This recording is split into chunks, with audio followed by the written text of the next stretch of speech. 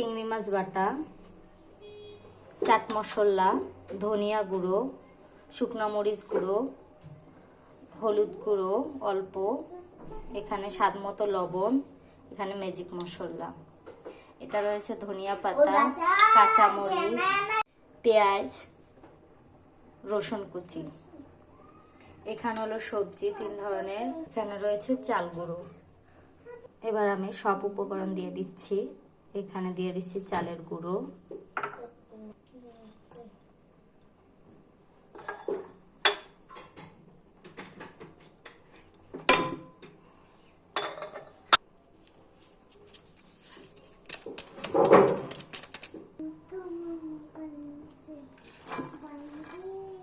এবার মেখে নিচ্ছি। একটি ডিম দিয়ে দেব, এটা হলো অপশনাল, আপনাদের ইচ্ছা, দিলেও হবে না দিলেও হবে। ভালো মতো আমি মেখে নিচ্ছি।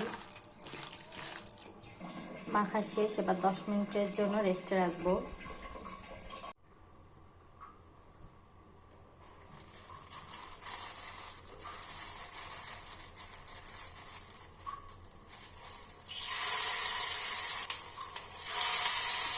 হয়ে গেছে, আপনার একটু উল্টিয়ে নিব।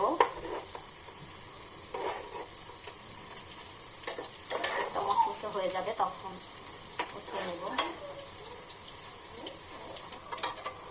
উঠিয়ে নিলাম।